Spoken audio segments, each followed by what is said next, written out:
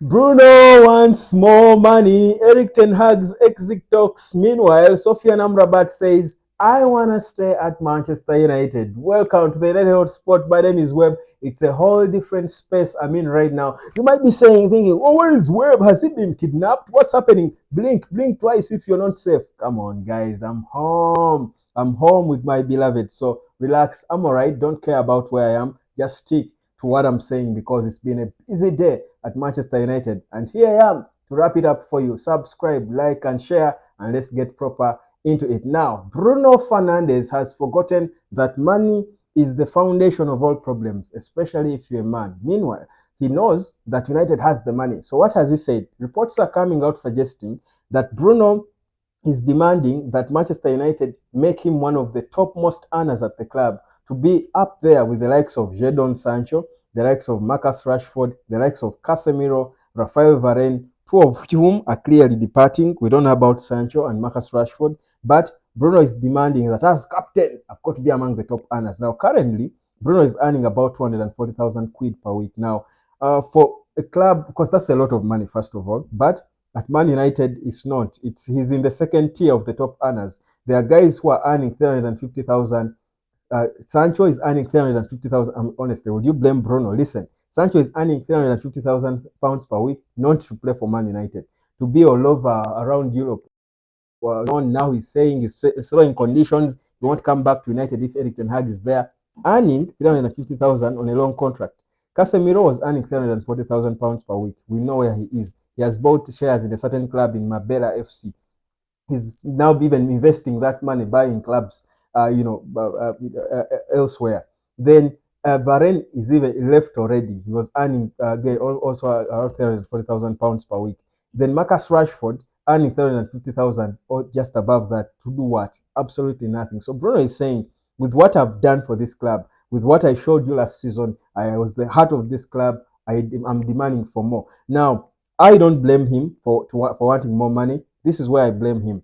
The timing is wrong, but also it might throw him in the wrong books with the fans, especially because at this point in time, there is what they call emotional intelligence. I mean, is this the right timing for Bruno to come out and want more money, increment in his wages?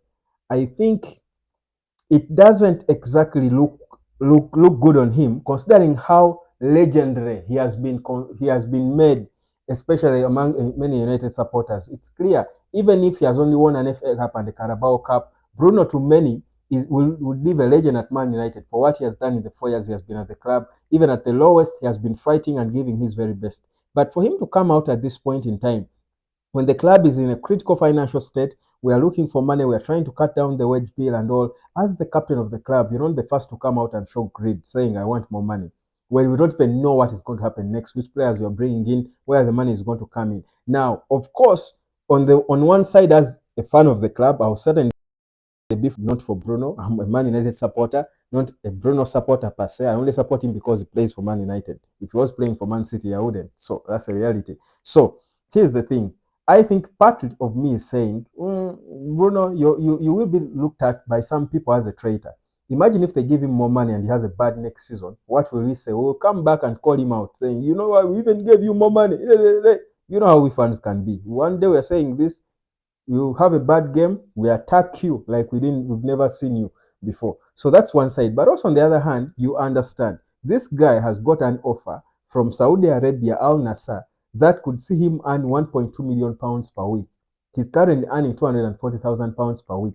1.2 million pounds per week is nearly what Rashford earns, probably close to what Rashford earns per month.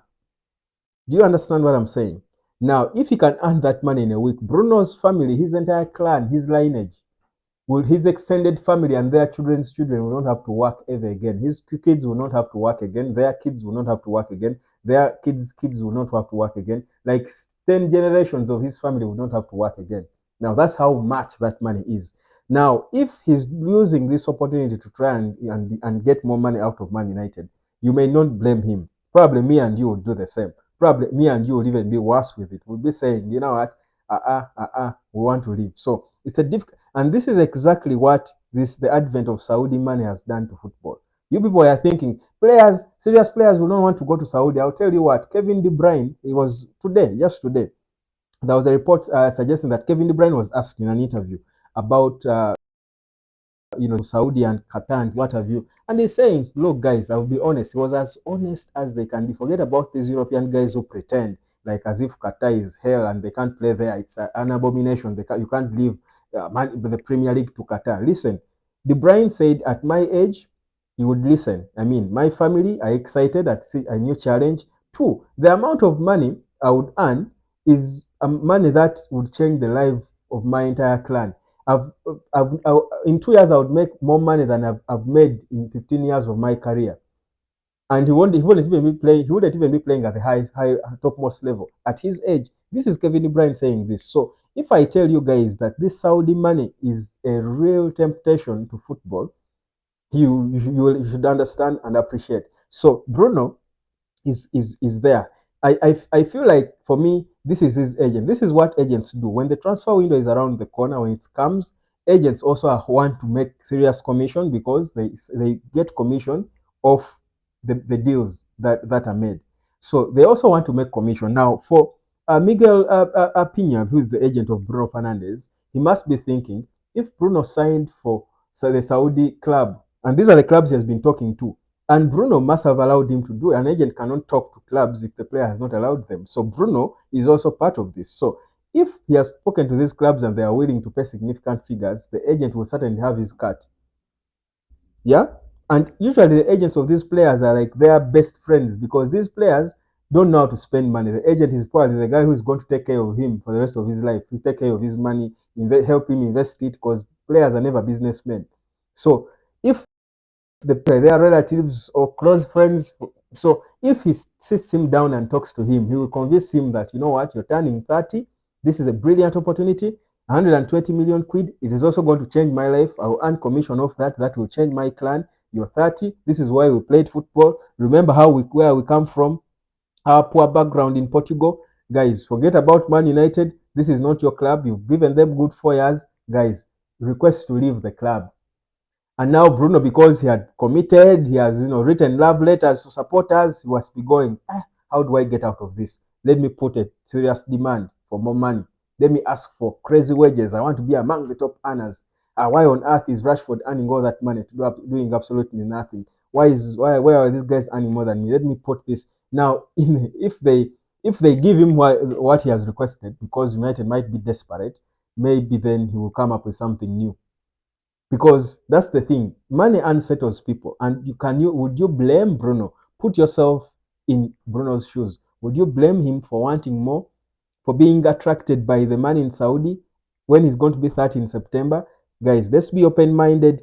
People are saying, would Bruno play in Saudi? Why not, guys? If Kevin De Bruyne can think about it, if Kevin De Bruyne can think about it, they can play. Forget about that whole pride and that we've been seeing with many players saying, I can't play there, I can't play. Only a few players are that straight.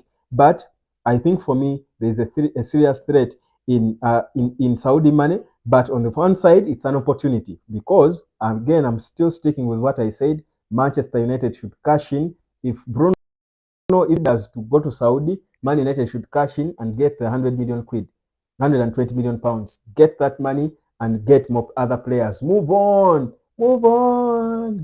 Move on. Go find another lover. Hey, United can get another lover. There are so many good players out there. We do love Bruno, super captain, El Capitano, El Magnifico, name it. But there can be other good players. He has given us good 4 years, but right now, his mind is not in one place. And football is extremely a mental game at that level. If his mind is unsettled, Bruno will not be even a half of the player he is now, or he was last season. Now, away from that, Sofian Amrabat has come out and has there are reports suggesting that Amrabat says he wants to start Man United. I mean, like it's news. Why wouldn't he want to stay? Obviously, which African player would have an option of staying at Man United and not take it? But of course, Indians are still silent on him. The first want to sort the manager situation, and then later they will make a decision on whether or not Amrabat too stays at the club. So there is a possibility that Amrabat could be signed on a permanent from Fiorentina. That's where we are. Because even Fiorentina, as we go into the summer, they will want to know from Man United, because if you're not keeping him, we can open, because the other